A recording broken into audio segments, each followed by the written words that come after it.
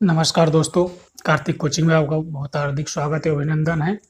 दोस्तों, आज हम बात करेंगे प्रैक्टिस सेट 25 की। इसकी प्रैक्टिस सेट 25 के विषय में आज हम बात करेंगे, जो कि 2 दिन किसी कारणवश क्लास हम नहीं ले पाए थे। तो आज उसी क्रम में हम बात करेंगे प्रैक्टिस सेट 25 के विषय में। उससे पहले हम एक चित्रकार के विषय में बात करेंगे, उसके बाद हम प्रैक्टिस सेट 25 को सॉल्व करेंगे।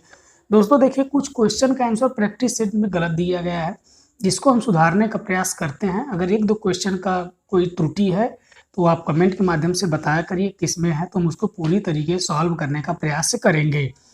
तो आइए हम बात करते हैं उसी क्रम में अब्दुल रहमान चुगताई का। तो देखिए, अब्दुल रहमान चुगताई की बात हम करते हैं तो इनका जन्म कब होता है? तो 1897 में होता है। कहाँ पे होता है? लाहौर में होता है। अगर बात की जाए तो इनके गुरु कौन थे? तो इनके गुरु थे समरेंद्रनाथ गुप्ता। तो बात होती है समरेंद्रनाथ गुप्ता। समरेंद्रनाथ गुप्ता के गुरु कौन थे? तो अवनींद्रनाथ टैगोर थे। अगर शिक्षण कार्य की बात की जाए तो ये मेयो कॉलेज, किसमें? मेयो कॉलेज ऑफ आर्ट में शिक्षण किए थे, ठीक, कार्य किए थे। फिर बात होती है ये ईरानी वंश के थे और जन्म से भारतीय थे। ठीक, क्या होता है कि स्वतंत्रता प्राप्ति के बाद लाहौर में बस गए जाते हैं एवं नंदलाल बसु ने प्रशंसा की है इनके चित्रों की। अगर बात की जाए कि अब्दुल रहमान चुगताई के चित्रों की प्रशंसा किसने किया है? तो नंदलाल बसु ने किया है। फिर क्या होता है कि इन्होंने, बात होती है मिर्जा गालिब की गजलों पर आधारित चित्र संग्रह तैयार किया है और उसको क्या नाम दिया है? मुरक्का ए चुगताई नाम से प्रकाशन करवाया था। फिर क्या होता है कि 1936 में इनका दूसरा संग्रह आता है, जिसे कहा जाता है नस्क ए चुगताई। क्या कहा जाता है? नस्क ए चुगताई। फिर अगर बात की जाए तो इनका प्रिय रंग कौन सा था? तो इनका प्रिय रंग नीला तथा सिंदूरी था। फिर बात होती है इनकी रंग योजना बहुत ही निराली थी, इसलिए इनको रंगों का सम्राट कहा जाता है। अगर बात की जाए रंगों का सम्राट किसे कहा जाता है? तो अब्दुल रहमान चुगताई को रंगों का सम्राट कहा जाता है। इनकी आकृति में क्या होता है मित्रों? तो इनकी आकृति में रेखा प्रधान, कलात्मक तथा अलंकारिक है। इनकी रेखा कैसी है? रेखा प्रधान, कलात्मक तथा अलंकारिक है। फिर बात होती है इनकी कला में किसका मिश्रण है? तो भारतीय तथा फारसी ईरानी तत्वों का समावेश है।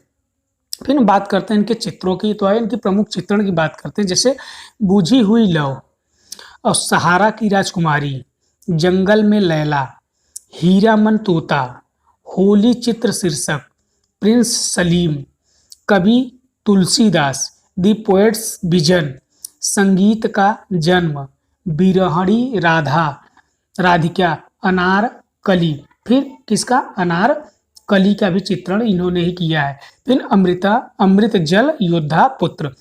फिर क्या था कि ये बंगाल शैली से संबंधित थे।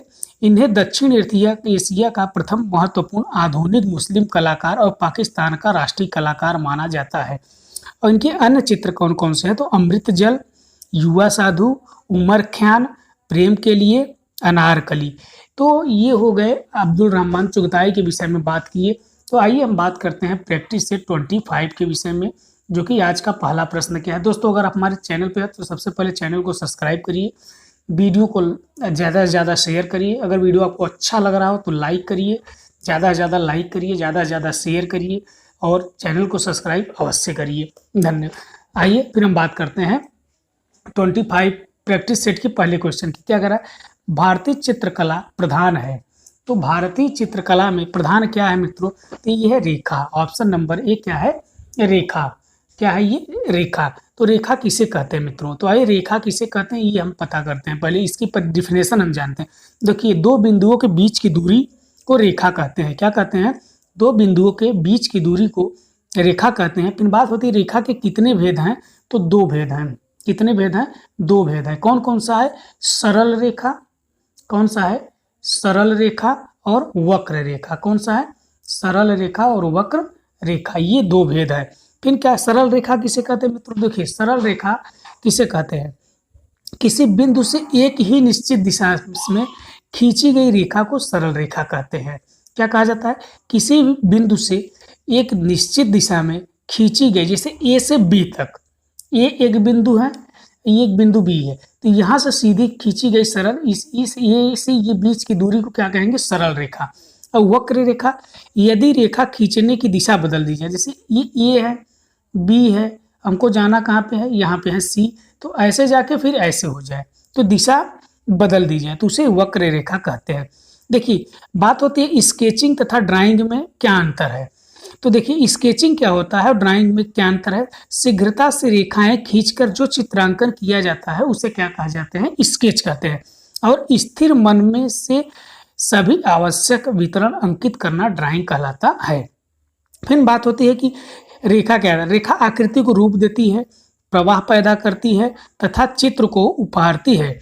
फिर भारतीय बात होती है भारतीय चित्रकला में रंग के साथ किसका महत्व, अभी हमने बताया आपको रेखा का महत्व है, ठीक। फिर बात होती है प्रागैतिहासिक चित्रों में किसका महत्व है, तो भी रेखा का महत्व है। चित्र में प्राण आता है तो किससे आता है, लय से आता है, रंग से आता है और रेखा से आता है। फिर बात होती है कि चित्रण में धरातल के लिए कितने आयाम होते हैं, तो 2 आयाम होते हैं। फिर आइए हम बात करते हैं नेक्स्ट क्वेश्चन की। नेक्स्ट क्वेश्चन क्या है हमारा, सेकंड, लॉ ऑफ रिलेशनशिप कहा जाता है। लॉ ऑफ रिलेशनशिप कहा जाता है तो किसे कहा जाता है मित्रों, तो ऑप्शन नंबर बी सही है, प्रमाण को। किसे, ऑप्शन नंबर बी सही है जो कि प्रमाण को कहा जाता है। तो देखिए मित्रों प्रमाण क्या है। प्रमाण क्या है, तो प्रमाण वो होता है मित्रों, जैसे कि हम बात करते हैं प्रमाण के विषय में, तो अनुपात, सीमा, लंबाई, चौड़ाई, शरीर की रचना किसके अंतर्गत आता है, ये सब सभी प्रमाण के अंतर्गत आता है। तो फिर बात होती है कि माइकल एंजेलो ने मानव देहाकृतियों को कितने भागों में विभाजित किया था, तो प्रमाण के आधार पर 8 भागों में विभाजित किया था।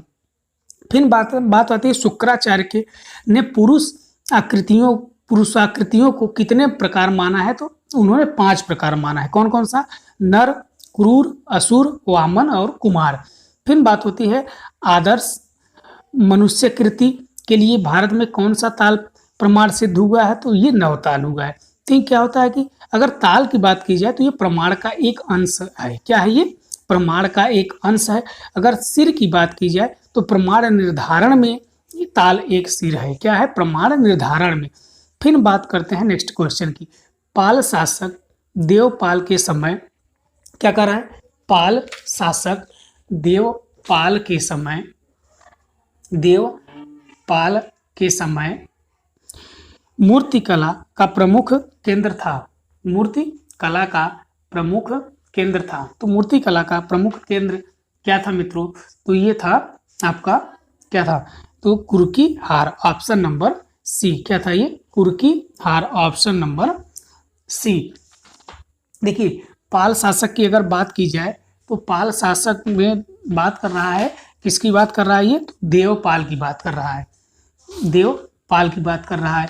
तो देवपाल, वितपाल, ये सब पाल शासक हैं। क्या क्या किससे हैं, देवपाल, वितपाल, ये सब पाल शासक हैं। फिर हम बात करते हैं नेक्स्ट क्वेश्चन की। नेक्स्ट अगर पाल शैली की अगर हम बात करते हैं मित्रों, तो आइए पाल शैली की थोड़ी सी बात कर लेते हैं हम। देखिए पाल शैली में क्या होता है कि ताड़ पत्रों को छांव में सुखाकर आयताकार काट लिया जाता था और इसके मध्य में चित्र बनाया जाता था। एक चित्र के ऊपर नीचे देवनागरी लिपि में लिखा जाता था। क्या लिखा जाता था, तो ताड़पत्रों पे चित्रण का शुरुआत कब होता है मित्रों, कपड़ा या पट, कपड़ा या वसन पे, तो ये पाल शैली में ही शुरू होता है। किसमें, पाल शैली में होता है। फिर हम बात करते हैं नेक्स्ट क्वेश्चन की। क्या कर रहा है, अजंता गुफा को यूनेस्को विश्व धरोहर में शामिल किया गया। अजंता गुफा को यूनेस्को द्वारा विश्व धरोहर में शामिल किया गया, तो कब किया गया था मित्रों, ऑप्शन नंबर ए 1983 में। कब किया गया था, तो 1983 में किया गया था। कब किया गया था, 1983 में इसको विश्व धरोहर की सूची में शामिल किया गया था। फिर हम बात करते हैं नेक्स्ट क्वेश्चन की। धरातल का गुण कहलाता है, तो धरातल का गुण क्या कहलाता है मित्रों, तो धरातल का गुण क्या कहलाता है, तो पोत। क्या कहलाता है मित्रों, तो ये ऑप्शन नंबर बी क्या कहलाता है, पोत कहलाता है। फिर हम बात करते हैं नेक्स्ट क्वेश्चन की। नेक्स्ट क्वेश्चन क्या है मित्रों, शुभ्र यालु धनपाल हैं। सुब्रयालु धनपाल है। तो ये क्या है मित्रों, सुब्रयालु धनपाल क्या है, तो ऑप्शन नंबर सी जो कि मूर्तिकार है। क्या है ये, मूर्तिकार है। फिर हम बात करते हैं क्वेश्चन नंबर 7 की। पेकियस कुट्टी है, PKS कुट्टी है, तो क्या है ये मित्रों, तो ये है ऑप्शन नंबर डी, कार्टूनिस्ट है। क्या है ये, ऑप्शन नंबर डी, ये कार्टूनिस्ट है। फिर हम बात करते हैं नेक्स्ट क्वेश्चन की। प्रारंभिक गोथिक शैली का प्रमुख विशेषता है। क्या कह रहा है, प्रारंभिक गोथिक शैली का विशेषता है। तो क्या है मित्रों, तो प्रारंभिक गोथिक शैली का विशेषता क्या है, तो इसकी विशेषता क्या रही मित्रों, तो ये रेखा प्रधान रही है। क्या रही है, इसकी प्रमुख विशेषता रही है रेखा प्रधान। क्या रही है, रेखा प्रधान रही है। फिर हम बात करते हैं नेक्स्ट क्वेश्चन की। गगनेंद्र नाथ टैगोर को किसने घनवादी चित्रकार कहा है। तो गगनेंद्र नाथ टैगोर को किसने घनवादी चित्रकार कहा है, तो किसने कहा है मित्रों घनवादी चित्रकार, तो ऑप्शन नंबर सी, स्टेला क्रेमरेस। तो किसने कहा है, स्टेला क्रेमरेस ने। तो आइए हम बात करते हैं गगनेंद्र नाथ टैगोर के विषय में। देखिए इनको क्या कहा जाता है, इनको घनवादी प्रयोग में कहा जाता है। व्यंग चित्रण के लिए जाने जाते हैं, रोमांटिक चित्र के लिए जाने जाते हैं। अमूर्त कला की शुरुआत यहीं से होती है। कहाँ से होती है, यहीं से होती है। फिर हम बात करते हैं कि घनवादी चित्र में क्या होता है, स्याही रेखा चित्र तकनीकी पर होता है। तो आइए गगनेंद्र नाथ टैगोर के विषय में थोड़ा जीवन परिचय के विषय में हम बात करते हैं उनके। तो देखिए इनका जन्म होता है 1867 में। कब होता है, 1867 में जोरासांको बंगाल में होता है। कहाँ पे होता है, जोरासांको बंगाल में होता है। फिर बात होती है कि इनकी मृत्यु कब होती है, तो 1938 में हार्ट अटैक से इनकी मृत्यु हो जाती है। अगर बात की जाए इनके पिता कौन थे, तो इनके पिता का नाम गुणेंद्र नाथ टैगोर था और छोटे भाई अवनींद्र नाथ टैगोर थे। बात होती है कि इन्होंने चित्रकारी की शुरुआत कब की, तो ये 38 ईयर्स की अवस्था में ये चित्रकारी की शुरुआत ये करते हैं। फिर हम बात करते हैं 1921 में ही गगनेंद्र नाथ टैगोर ने घनवादी शैली का प्रारंभ किया। इनके घनवाद में रहस्यात्मक, समन्वयात्मक और आदर्शवादिता और प्रतीकात्मकता है। इन्हीं पश्चिमी घनवाद से पृथक करती है। फिर बात होती है कि स्टेला क्रेमरेस ने 1922 में इनको घनवादी चित्रकार कहा था। तो किस पत्रिका के चित्रों में प्रकाशित कराया था, तो रूपम पत्रिका। किसमें प्रकाशित कराया था मित्रों, तो ये रूपम पत्रिका में प्रकाशित कराया था। फिर बात होती है कि गगनेंद्र नाथ टैगोर कुछ चित्रों को बनाया जिसे यूरोपीय कलाकारों ने यथार्थवाद से प्रेरित बताया। कौन कौन से चित्रण थे मित्रों, तो जैसे था कांग्रेस को रक्त बोधित करते रावेंद्र। फिर क्या था, जंगल की आग, रांची में सूर्यास्त और रायल जेकारिंडा। फिर बात होती है कि व्यंग चित्रकार के रूप में ये आते हैं। तो इनका तत्कालीन सामाजिक समस्याओं को उजागर किया। इसके अतिरिक्त उन्होंने क्या किया, राजनीतिक परिस्थितियों, तत्कालिक शिक्षा पद्धति पर व्यंग्यात्मक चित्र बनाए हैं। फिर बात होती है कि इनकी अमूर्त कला का प्रयोग क्या होता है, भारत में पहला साहसपूर्ण कदम रखने वाले अमूर्त कला गगनेंद्र नाथ टैगोर ने रेखा और भारत में अमूर्त कला की नींव रखी। आज भारत में अमूर्त चित्रकला का व्यापक प्रचार प्रसार राम कुमार के प्रयासों से हुआ। किसके, राम कुमार के प्रयासों से हुआ। अगर रोमांटिक चित्रकार की बात की जाए तो ये रोमांटिक चित्रकार भी थे। उसमें कौन से चित्रण है, जैसे परिलोक का चित्र। फिर और कौन सा है, शाम के समय पहाड़ों पर खड़े प्रेमी प्रेमिका का चित्रण। फिर कौन सा है गगनेंद्र नाथ कुछ चित्रों में स्वप्निल चित्रकार के अंतर्गत रखा जाता है। फिर क्या होता है कि ज्यादा नगरीय चित्रण किए हैं। कौन से नगरीय चित्रण किए हैं। ये चित्रण विषय इनका कौन था, ये 2 प्रकार के चित्र विभक्त किए हैं। इनकी कला को विषयवाद में 2 प्रकार के, जैसे परिलोक के समान वातावरण में रोमांटिक विषयों का चित्रण करते हैं। फिर दूसरा क्या था, काले खेत रंगों में व्यक्ति चित्रण या व्यंग चित्रण करते थे। फिर प्राकृतिक दृश्य चित्रण करते थे, रहस्यमय अमूर्त चित्रण। फिर घनवादी प्रयोग। अगर इनकी पद्धति की बात की जाए तो जल रंग पद्धति में चित्रण ये करते थे। किसमें, जल रंग पद्धति में चित्रण ये करते थे। तो आइए इनके कुछ चित्रों की हम बात करते हैं। जैसे रोमांटिक चित्र कौन कौन सा, अभी हमने बताया कि परियों की कहानी, अर्जुन व चित्रंगदा, माया कानन व आयावी जंगल, स्वप्न जाल। फिर प्राकृतिक चित्रण की बात की जाए तो रात्रि में दुर्गा पूजा का जुलूस, मंदिर व धर्मस्थलों में उड़ती भीड़, आधी रात में उमड़ता जुलूस। फिर अमूर्त चित्रण की बात की जाए तो स्थापत्य कला, मकान का भीतरी भाग और रात्रि में शहर। अगर भी बात की जाए छवि या व्यक्ति चित्रण का तो ये स्वयं का पोर्ट्रेट और कवि टैगोर और सर जेसी बोस का जिन्होंने चित्रण किया है। अगर अन्य चित्रण की बात की जाए तो बंदी राजकुमारी, desolate house, spirit of night, मेरी स्मृति, दृश्य चित्र दूसरे रेखा चित्र है। फिर ये क्यों, फिर और क्या था, 1922 में 12 में गगनेंद्र ने रविन्द्रनाथ टैगोर की पुस्तक जीवन स्मृति का चित्रण किया। किसका? जीवन स्मृति का चित्रण किया। फिर बात होती है कि गगनेंद्रनाथ टैगोर ने कुटीर उद्योगों के विकास के लिए बंगाल होम इंडस्ट्रियल एसोसिएशन नामक संस्था की स्थापना भी करते हैं। फिर आइए हम बात करते हैं क्वेश्चन नंबर 10 की। अकबर कालीन बनी पहली इमारत कौन सी है? तो कौन सी है? तो ऑप्शन नंबर डी, हुमायूं का मकबरा। फिर हम बात करते हैं क्वेश्चन नंबर 11। भारत भवन का वास्तुकार थे। तो भारत भवन का वास्तुकार कौन थे मित्रों? तो चार्ल्स कोरिया। कौन थे ये? Charles Korea. फिर हम बात करते हैं क्वेश्चन नंबर 12 की। 64 कलाओं का उल्लेख किस ग्रंथ में मिलता है? तो किस ग्रंथ में मिलता है मित्रों? तो ऑप्शन नंबर ए हमको ऋग्वेद में मिलता है। किस में मिलता है? तो ऋग्वेद में मिलता है। 64 कलाओं का वेद हमको किस में? ऋग्वेद में सर्वप्रथम किस वेद में 64 कलाओं का सर्वप्रथम उल्लेख किस ग्रंथ में मिलता है मित्रों? अगर ग्रंथ की बात करें, पहले ग्रंथ की, अगर 64 कलाओं के उल्लेख किस ग्रंथ में मिलता है तो ये इनका जो कि प्रैक्टिस सेट में इन्होंने गलत आंसर दिया गया है, जो कि क्या गलत आंसर है? ऋग्वेद। जो कि इसका सही आंसर क्या होगा मित्रों? यजुर्वेद। ऑप्शन नंबर सी सही होगा, यजुर्वेद। अगर बात करें कला शब्द का सर्वप्रथम किस ग्रंथ में मिलता है, शब्द के अगर प्रयोग की बात की जाएगी तब ऋग्वेद होगी। अगर 64 कलाओं की बात होगी तो किसमें होगा? यजुर्वेद में होगा। किसमें होगा मित्रों? अगर 64 कलाओं की बात होगी, उल्लेख की बात होगी तो यजुर्वेद में। अगर कला शब्द की बात करेगा तो ऋग्वेद में होगा। फिर हम बात करते हैं क्वेश्चन नंबर 13 की। आइए हम बात करते हैं क्वेश्चन नंबर 13 की क्या है। अवनींद्रनाथ टैगोर ने 1941 में कौन सा चित्र बनाया था? तो अवनींद्रनाथ टैगोर ने 1941 में कौन सा चित्र बनाया था? तो कौन सा चित्र बनाया था 1941 में मित्रों?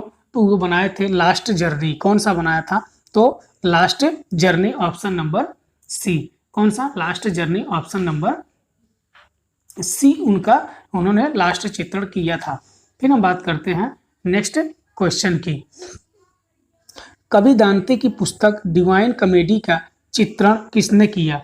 तो किसने किया मित्रों? तो ये किए हैं William Blake. Option number B, William Blake. फिर हम बात करते हैं क्वेश्चन नंबर 15 की। सौंदर्य शास्त्री बाउर मार्गेटन निवासी हैं। तो ये कहाँ के हैं मित्रों? तो यह ऑप्शन नंबर सी जो कि जर्मनी के हैं। कहाँ के हैं? ऑप्शन नंबर सी जो कि जर्मनी के हैं। फिर हम बात करते हैं क्वेश्चन नंबर 16 की। पर्सनालिटी पुस्तक के लेखक हैं।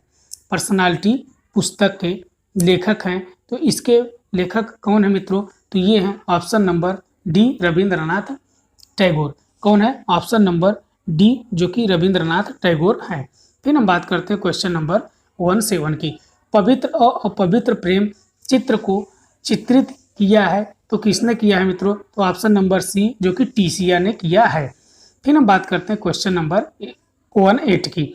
गोथिक कला को फ्रोजन म्यूजिक की संज्ञा दिया तो किसने दिया मित्रों? तो ऑप्शन नंबर सी जो कि दांते ने दिया। किसने दिया? दांते ने दिया। फिर हम बात करते हैं क्वेश्चन नंबर 19 की। डेविड की पेंटिंग होरेसियो का प्रण किस संग्रहालय में है? तो होरेसियो का प्रण किस संग्रहालय में है मित्रों? तो लुव्र संग्रहालय में है। ऑप्शन नंबर बी जो कि सही है कि इसमें ऑप्शन नंबर बी लुव्र संग्रहालय में है। फिर हम बात करते हैं क्वेश्चन नंबर 20 की। यथार्थवाद का कौन सा कलाकार व्यंग चित्रकार था? तो ये कौन था मित्रों? तो ऑप्शन नंबर सी दोमी था। कौन था? ऑप्शन नंबर सी दोमी था। फिर हम बात करते हैं 21 की। पहली बार चित्रों में अक्षर का प्रयोग किस चित्रकार ने किया? तो किस चित्रकार ने किया मित्रों? तो ऑप्शन नंबर डी ब्राक ने किया। किसने किया? तो ऑप्शन नंबर डी ब्राक ने किया। फिर हम बात करते हैं क्वेश्चन नंबर 22 की।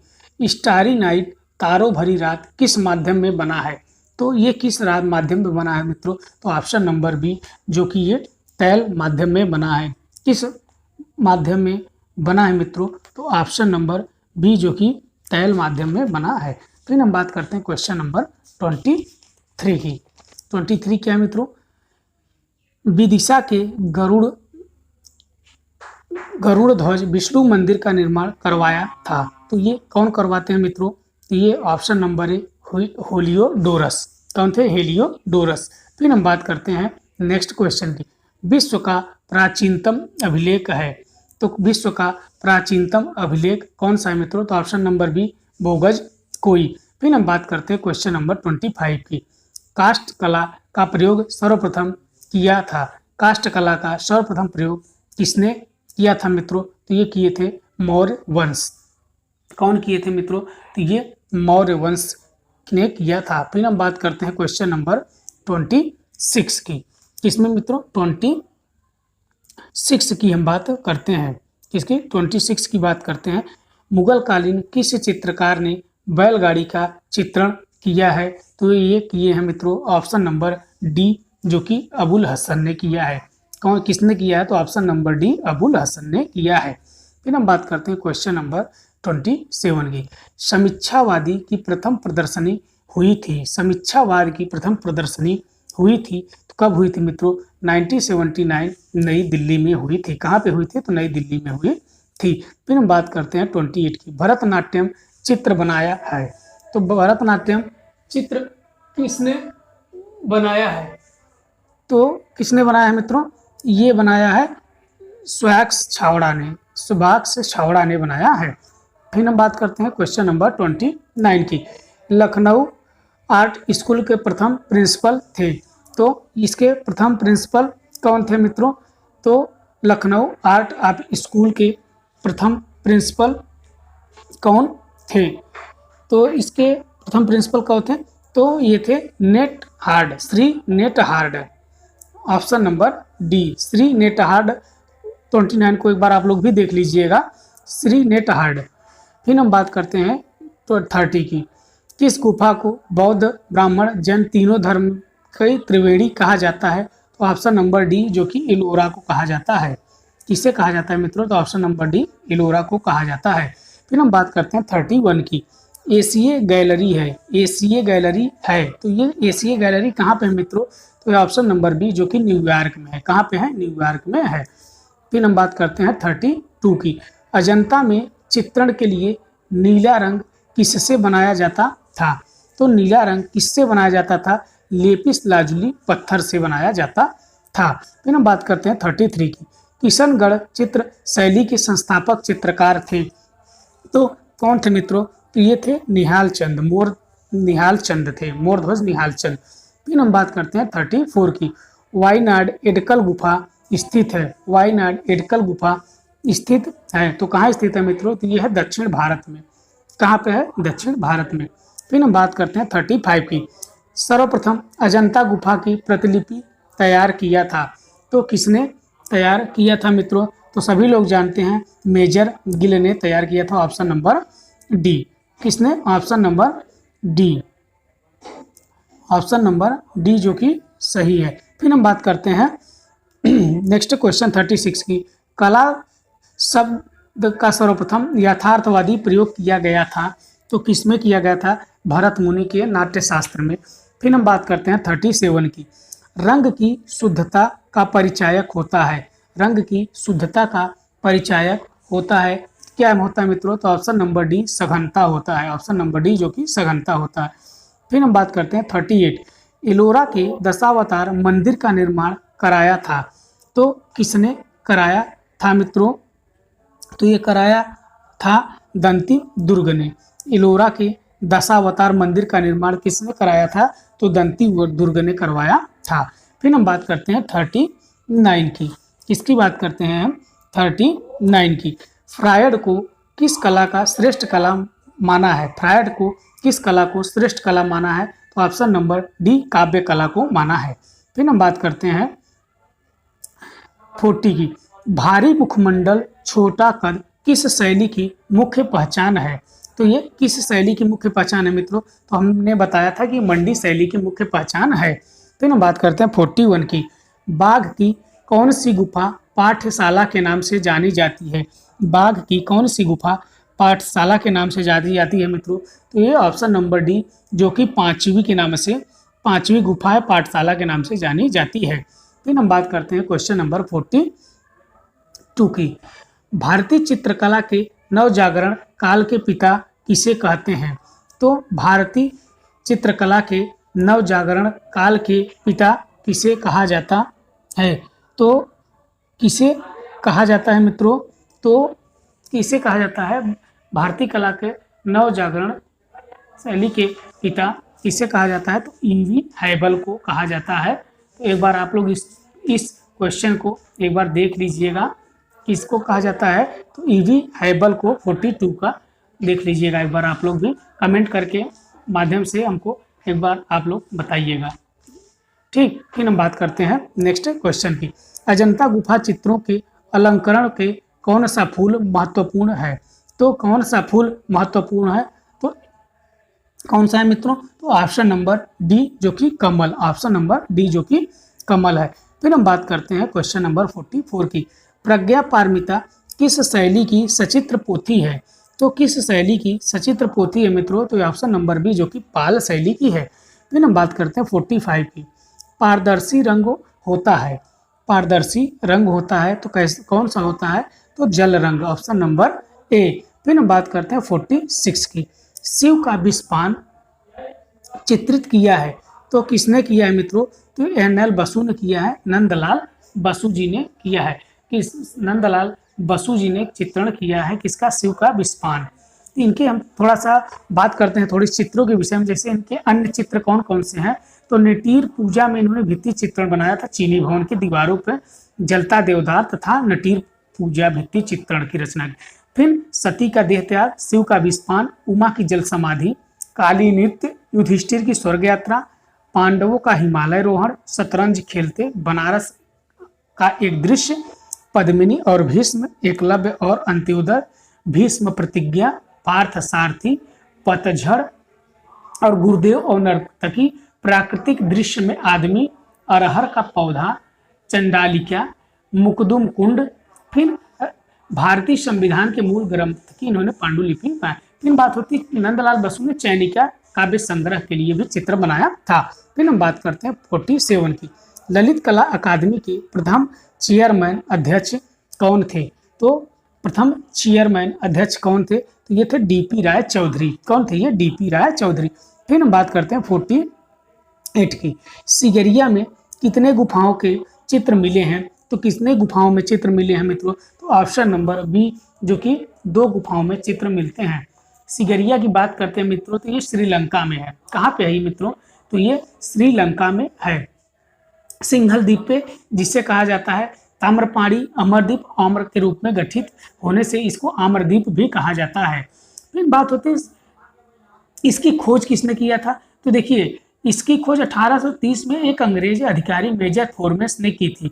बाद में क्या होता है कि 1889 में ये मूरे यहाँ पे चित्रों की प्रतिलिपि तैयार करते हैं, जिसमें क्या होता है 13 आकृतियों की पेस्टल रंगों से और शेष रंगीन छाया चित्रों में 1895 से 1905 में HC पावेल के द्वारा बनाई गई थी। ठीक, जो आज कहाँ पे सुरक्षित है? तो कोलंबो संग्रहालय में सुरक्षित है। फिर हम बात करते हैं नेक्स्ट क्वेश्चन की किस ग्रंथ में ब्रह्मा को प्रथम चित्रकार बताया गया है? तो किस ग्रंथ में ब्रह्मा को प्रथम चित्रकार बताया गया है? तो ऑप्शन नंबर सी, चित्र लक्षण में। किसमें? चित्र लक्षण में। फिर हम बात करते हैं क्वेश्चन नंबर 50 सुधीर रंजन खास्तगीर सर्वप्रथम पद्मश्री पुरस्कार कब मिला? तो इनको कब मिला था? ऑप्शन नंबर सी 1957 में। फिर हम बात करते हैं क्वेश्चन नंबर 51 की राम गोपाल विजयवर्गीय के कला गुरु थे। राम गोपाल विजयवर्गीय के कला गुरु कौन थे मित्रों? तो ऑप्शन नंबर बी, जो कि शैलेंद्र नाथ डे थे। कौन थे? तो शैलेंद्र नाथ डे थे। फिर हम बात करते हैं 52 की यामिनी राय के चित्रों पर किस शैली का सर्वाधिक प्रभाव पड़ा? तो किस शैली का सर्वाधिक प्रभाव पड़ा मित्रों? तो यामिनी रंजन राय के चित्रण पे किसका सर्वाधिक प्रभाव पड़ा है? तो इनके चित्रण पे किसका सर्वाधिक प्रभाव हो रहा है मित्रों? इनके चित्रण में जैन शैली का, किसका? तो ऑप्शन नंबर सी, जो कि जैन शैली का सर्वाधिक चित्रण का प्रभाव पड़ा हुआ है। जैन शैली, ऑप्शन नंबर सी। अगर इनकी हम बात करें तो किसकी? यामिनी रंजन राय की बात करें हम, तो इनके देखिए, इनके जीवन परिचय की अगर बात करें तो इनका जन्म होता है 10 अप्रैल 1887 में बेलियातोड़, बांकुरा, पश्चिम बंगाल में होता है। फिर क्या होता है कि मृत्यु कब होती है? तो 5 दिसंबर 1972 को होती है। अगर शिक्षा की बात की जाए, ये कलकत्ता कला विद्यालय से शिक्षा ग्रहण करने के लिए भेजे गए, परंतु बिना कि कुछ बताए किसी से स्कूल छोड़कर ये चले जाते हैं। फिर क्या होता है कि यामिनी राय की कला को प्रतिभा देखकर कब से 1929 से 36 तक इनको लाहौर के मेयो स्कूल ऑफ आर्ट में सहायक निदेशक बनाया गया। क्वेश्चन पूछा जाए कि 1929 से 1936 तक किसे लाहौर के मेयो स्कूल ऑफ आर्ट में सहायक निदेशक बनाया गया, तो कौन थे मित्र? तो उसको आप लोग सही टिक लगाएंगे, तो यामिनी रंजन राय। फिर बात होता है कि 1938 से 47 तक लाहौर के सिटी कॉलेज ऑफ आर्ट में इनकी निदेशक के पद पर नियुक्ति हुई। फिर क्या होता है कि 25 मार्च 1949 को दिल्ली शिल्पी चक्र की स्थापना करते हैं।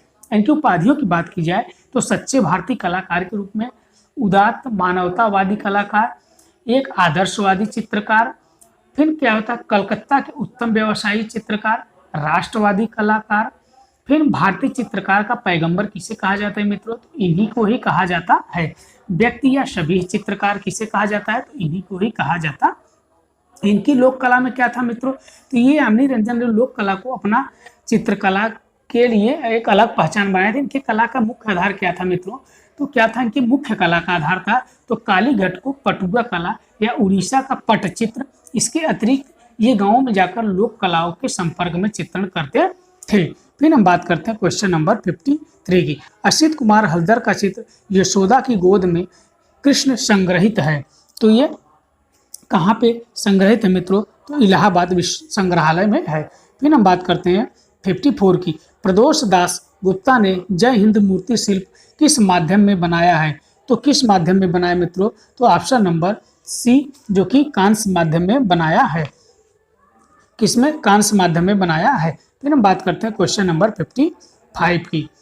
All India fine art and craft society नई दिल्ली का प्रथम जल रंग पुरस्कार मिला, तो ये किसे मिला था मित्रों? तो ऑप्शन नंबर सी, बिमल दास गुप्ता को मिला था। फिर हम बात करते हैं क्वेश्चन नंबर 56 की। 56 क्या कह रहा है?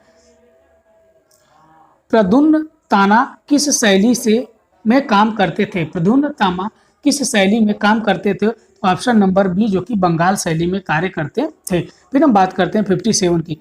भारत के अधिकांश चित्रकार किस वाद से जुड़े हैं? तो भारत के अधिकांश चित्रकार किस वाद से जुड़े हैं मित्रों? तो ऑप्शन नंबर डी, अभिव्यंजनावाद से जुड़े हैं। फिर हम बात करते हैं 58 की। पिरामिड आकार में बना प्रथम मंदिर है, तो पिरामिड आकार में बना प्रथम मंदिर कौन सा है मित्रों? तो ऑप्शन नंबर बी, दशावतार है। कौन सा है? तो दशावतार है। फिर हम बात करते हैं 59 की। सप्तपर्णी गुफा स्थित है, तो कहाँ स्थित है? तो ऑप्शन नंबर सी, राजगृह में स्थित है। फिर हम बात करते हैं क्वेश्चन नंबर 60 की। स्वतंत्र रेखांकन का प्रयोग किया था, स्वतंत्र रेखांकन का प्रयोग किसने किया था मित्रों? तो ऑप्शन नंबर डी, कांडिस्की ने किया था। फिर हम बात करते हैं क्वेश्चन नंबर 61 की। खुजराहो के मंदिर की खोज किया था, खुजराहो के मंदिर की खोज किया था, तो किसने किया था मित्रों? तो ऑप्शन नंबर सी, फ्रैंकलिन ने किया था। किसने किया था? तो ऑप्शन नंबर सी, फ्रैंकलिन ने किया था। फिर हम बात करते हैं क्वेश्चन नंबर 62 की। विरूपाक्ष मंदिर किस शैली में बना है? तो विरूपाक्ष मंदिर किस शैली में बना है मित्रों? तो ये है द्रविड़ शैली में बना है। किसमें बना है? तो ऑप्शन नंबर बी, जो कि द्रविड़ शैली में बना है। फिर हम बात करते हैं क्वेश्चन नंबर 63 की। ब्रश या तूलिका को साफ करने के लिए प्रयोग किया जाता है, तो किसका प्रयोग किया जाता है मित्रों? तो ऑप्शन नंबर डी, जो कि इनमें से कोई नहीं। क्या होगा? ऑप्शन नंबर डी, जो कि इनमें से किसी का प्रयोग नहीं किया जाता है। फिर हम बात करते हैं 64 की। किसकी? 64 की। पेस्टल चित्रण में रंग को अस्थायी करने के लिए प्रयोग किया जाता है। तो किसका प्रयोग किया जाता है मित्रों? तो किया जाता है तो किसका प्रयोग किया जाता है? फिक्सटोवी का। किसका? फिक्सेटिव का किया जाता है। फिर हम बात करते हैं 65 की। ब्रोकन कलर का प्रयोग किस चित्रकार ने सर्वप्रथम किया था? तो किसने किया था मित्रों? तो ऑप्शन नंबर सी, कांस्टेबल ने किया था। फिर हम बात करते हैं 66 की।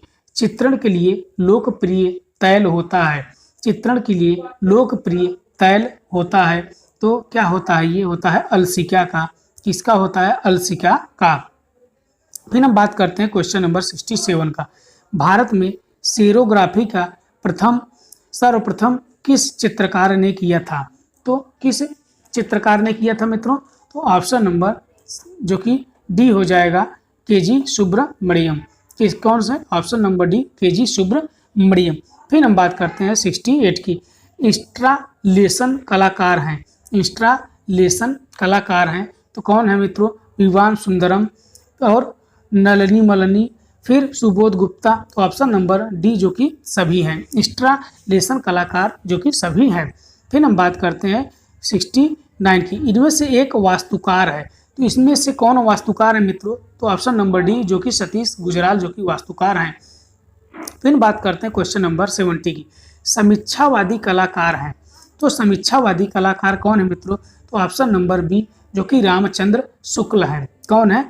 रामचंद्र शुक्ल। फिर हम बात करते हैं 71 की। अभिलाषी तार्थ चिंतामणि के लेखक हैं। अभिलाषी तार्थ चिंतामणि के लेखक कौन है मित्रों? तो ऑप्शन नंबर डी जो कि सोमेश्वर हैं। फिर हम बात करते हैं क्वेश्चन नंबर 72 की। बाणभट्ट किस शासक के दरबारी कवि थे? तो बाणभट्ट किस शासक के दरबारी कवि थे? तो ये थे हर्ष के। किसके? ऑप्शन नंबर बी जो कि हर्ष के थे। फिर हम बात करते हैं 73 की। पर्युषण त्योहार किस धर्म से संबंधित है? तो ये किस धर्म से संबंधित है? तो ऑप्शन नंबर सी जो कि जैन धर्म से संबंधित है। फिर हम बात करते हैं 74 की। मोनालिसा के लिए प्रसिद्ध चित्र में कितने आयाम हैं? तो मोनालिसा के लिए प्रसिद्ध चित्र में कितने आयाम हैं? तो इसमें ऑप्शन नंबर ए जो कि 2 आयाम है। फिर हम बात करते हैं 75 की। चित्रकला में स्पॉटलाइट का प्रारंभ किसने किया है? तो चित्रकला में स्पॉटलाइट का प्रारंभ किसने किया है? तो ऑप्शन नंबर बी जो कि रेम्ब्रांड ने किया है। किसने किया मित्रों? तो रेम्ब्रांड ने किया है। फिर हम बात करते हैं क्वेश्चन नंबर 76 की। भारत महोत्सव का सर्वप्रथम आयोजन किया गया था। भारत महोत्सव का सर्वप्रथम आयोजन किया गया था तो कहाँ किया गया था मित्रों? तो ऑप्शन नंबर डी जो कि ब्रिटेन में किया गया था। फिर हम बात करते हैं question number 77। Asiatic Society of Bengal के संस्थापक हैं। तो एशियाटिक सोसाइटी ऑफ बंगाल के संस्थापक कौन है? तो सर विलियम जोन्स है। कौन है? सर विलियम जोन्स हैं। फिर हम बात करते हैं 78 की। अंकोर वाट मंदिर कहाँ स्थित है? तो अंकोर वाट मंदिर कहाँ स्थित है मित्रों? तो ऑप्शन नंबर डी कंबोडिया में है। कहाँ पे है? कंबोडिया में है। फिर हम बात करते हैं 79 की। पशुपतिनाथ मंदिर स्थित है। तो पशुपतिनाथ मंदिर कहाँ पे स्थित है मित्रों? तो ऑप्शन नंबर ए जो कि काठमांडू में है। फिर हम बात करते हैं क्वेश्चन नंबर 80 की। कान्हेरी और कार्ले गुफाएं किस राज्य में हैं?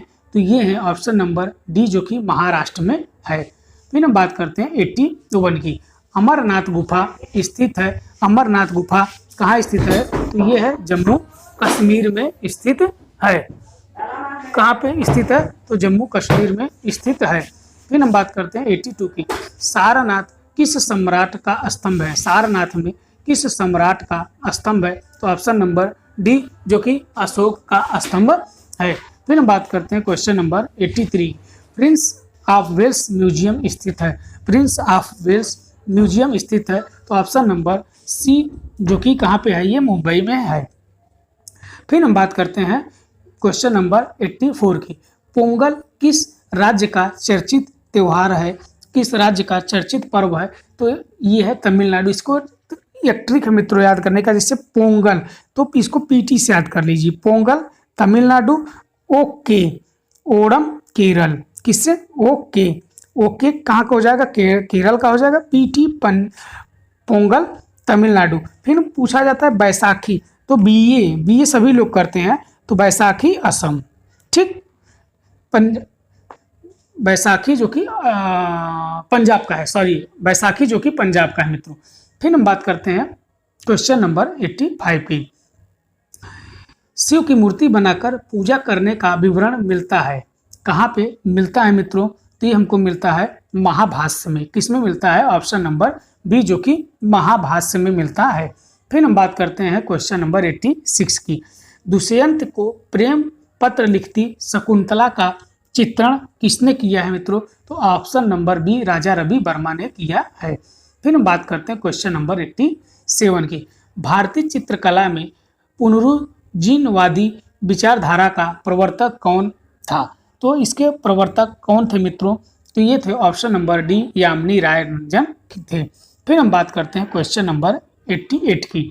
सबसे प्राचीन वाद्य यंत्र है, तो सबसे प्राचीन वाद्य यंत्र कौन सा है मित्रों? तो ये है बीड़ा। कौन सा है? ये है बीड़ा। फिर हम बात करते हैं क्वेश्चन नंबर 89 की। भीमसेन जोशी हैं, तो भीमसेन जोशी क्या है मित्रों? तो ये है ऑप्शन नंबर बी जो कि गायक है। फिर हम बात करते हैं क्वेश्चन नंबर 90। गजलों का जनक कहा जाता है, तो गजलों का जनक किसे कहा जाता है मित्रों? तो ऑप्शन नंबर डी जो कि अमीर खुसरो को कहा जाता है। फिर हम बात करते हैं क्वेश्चन नंबर 91 की। भारत खंडे संगीत महाविद्यालय कहाँ स्थित है? तो सभी लोग जानते हैं ये है ऑप्शन नंबर बी जो कि लखनऊ में स्थित है। फिर हम बात करते हैं क्वेश्चन नंबर 92 की। माइकल जैक्सन संबंधित है, तो माइकल जैक्सन संबंधित है, किससे है संबंधित मित्रों? तो पॉप संगीत से संबंधित है। फिर हम बात करते हैं 93 की। यात्रा कहाँ का प्रमुख लाक नृत्य है? तो ये कहाँ का प्रमुख लाक नृत्य है मित्रों? तो ऑप्शन नंबर बी पश्चिम बंगाल का है। कहाँ का है? ऑप्शन नंबर बी जो कि पश्चिम बंगाल का है।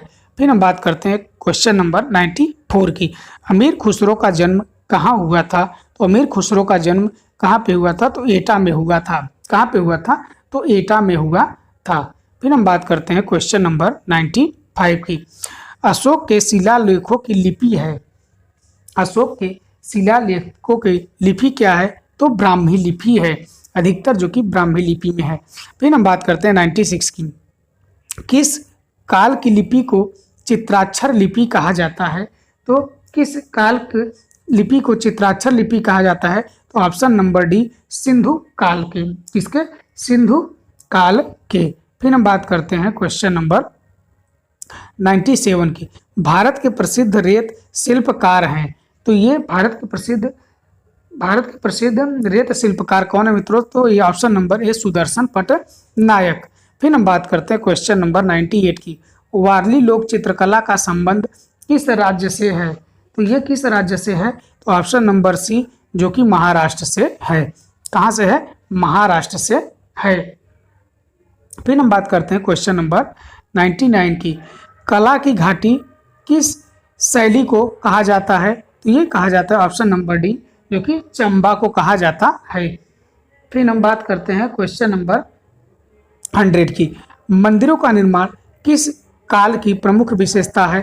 तो ये है ऑप्शन नंबर सी जो कि गुप्त काल की प्रमुख विशेषता है। दोस्तों आप हमारे चैनल पे हो तो चैनल को सब्सक्राइब जरूर करिए, वीडियो को शेयर ज़्यादा से ज़्यादा करिए, अगर अच्छी लगती हो तो लाइक जरूर किया करिए। आइए हम बात करते हैं 101 की। कामसूत्र के किस अध्याय में 64 कलाओं का उल्लेख मिलता है? तो कामसूत्र के किस कलाओं में 64 कलाओं का उल्लेख मिलता है? तो ये तीसरे अध्याय में। किसमें? तीसरे अध्याय में 64 कलाओं का उल्लेख मिलता है। किसमें? ये कामसूत्र के तीसरे में अध्याय में 64 कलाओं का हमको उल्लेख मिलता है। फिर हम बात करते हैं नेक्स्ट क्वेश्चन की 102 की। ग्रुप 1890 की स्थापना किसके मकान में हुआ था? तो किसके मकान में हुआ था मित्रों? तो ये हुआ था जे पांड्या जो कि ऑप्शन नंबर बी। फिर हम बात करते हैं क्वेश्चन नंबर 103 की। यामिनी राय ने ईसा मसीह के जीवन पर आधारित चित्र बनाया था, तो ये कब बनाए थे मित्रों? ऑप्शन नंबर सी 1937 में। कब? 1937 में। फिर हम बात करते हैं क्वेश्चन नंबर 104 की। रणवीर सिंह बिष्ट किस आर्ट स्कूल से प्रिंसिपल थे? किस आर्ट स्कूल में प्रिंसिपल थे मित्रों? तो ऑप्शन नंबर बी, जो कि लखनऊ में थे। फिर हम बात करते हैं क्वेश्चन नंबर 105, रस का आधार है। तो रस का आधार क्या है मित्रों? तो इसका आधार है भाव। क्या है? भाव। फिर हम बात करते हैं 106 की, होशंगाबाद में किस पद्धति से चित्र बने हैं? तो ये ऑप्शन नंबर बी, जो कि क्षेपांकन पद्धति से चित्र बने हैं। फिर हम बात करते हैं क्वेश्चन नंबर 107 की, पाल पोथियों चित्रों की माप है। पाल पोथियों के चित्रों की माप क्या है मित्रों? तो 22 सही 1/4 इंच तथा या 1 ऑप्शन नंबर ए। फिर हम बात करते हैं क्वेश्चन नंबर 108 की, किस चित्रकार को नादिर उल असर की उपाधि प्रदान की गई थी? तो किसे की गई थी? तो ऑप्शन नंबर डी, जो कि मंसूर को। फिर हम बात करते हैं क्वेश्चन नंबर 109 की, मुगल सुंदरी का चित्र किसके समय में बना? तो ये बना है जहांगीर के समय में। अगर शाहजहां काल में बना है तो यवन सुंदरी का चित्रण किस में बना है? तो यवन सुंदरी का चित्रण शाहजहां के काल में बना है। इसका सही आंसर हो जाएगा ऑप्शन नंबर सी, जहांगीर। फिर हम बात करते हैं क्वेश्चन नंबर 110, किस मुगल बादशाह को सभी बनवाने का शौक था? तो ये थे, किसको था? तो ऑप्शन नंबर जो कि बी, अकबर को था। किसको था? ऑप्शन नंबर बी, अकबर को। फिर हम बात करते हैं क्वेश्चन नंबर 1111 की, बिंदु चित्रण पद्धति प्रारंभ करने वाले कलाकार हैं। तो ये कौन से कलाकार हैं मित्रों? तो ये है जॉर्ज सोरा। कौन है ये? जॉर्ज सोरा। फिर हम बात करते हैं क्वेश्चन नंबर ये 112 की, इनमें से प्रभाववादी चित्रकार हैं। तो इनमें से प्रभाववादी चित्रकार कौन है मित्रों? तो ऑप्शन नंबर डी, शैलोश मुखर्जी हैं। कौन है? तो ये है शैलोश मुखर्जी। फिर हम बात करते हैं क्वेश्चन नंबर 113 की, नाटकीय प्रकाश के लिए किसे जाना जाता है? तो नाटकीय प्रकाश के लिए किसे जाना जाता है? तो रेम्ब्रांट को जाना जाता है। किसे जाना जाता है? तो ऑप्शन नंबर बी, जो कि रेम्ब्रांट को जाना जाता है। फिर हम बात करते हैं क्वेश्चन नंबर 114 की, क्या है? उत्कीर्ण कार्य किसके द्वारा संबंधित होता है? उत्कीर्णन कार्य किसके द्वारा संबंधित होता है मित्रों? तो ये होता है ऑप्शन नंबर ए, मूर्तिकार के द्वारा। किसके द्वारा?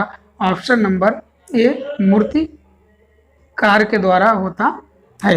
फिर हम बात करते हैं क्वेश्चन नंबर 115 की, सित्तन वासल गुफा किस जिले में है?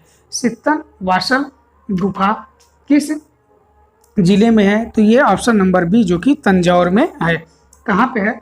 ऑप्शन नंबर बी, जो कि तंजौर में है। फिर हम बात करते हैं क्वेश्चन नंबर 116 की, चित्रों में वर्णमाला अक्षरों का प्रयोग करता था। तो ये कौन करता था मित्रों? चित्रों में अपने वर्णमाला अक्षरों का प्रयोग?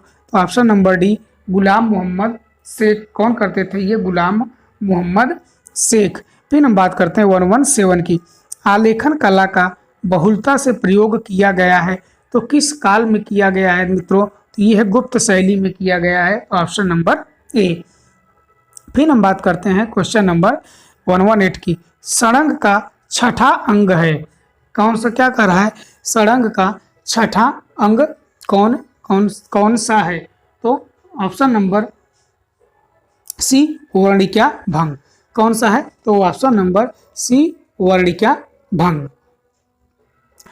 ऑप्शन नंबर वर्णिका भंग है षडंग का रूप। देखिए, षडंग का छठा भाग वर्णिका भंग है। अब हम 6 भागों की चर्चा कर लेते हैं एक बार मित्रों। जैसे 6 भाग हैं। पहला क्या है? रूप भेदा। दूसरा क्या है? प्रमाण। तीसरा क्या है? भाव। चौथा क्या है? लावण्य योजना।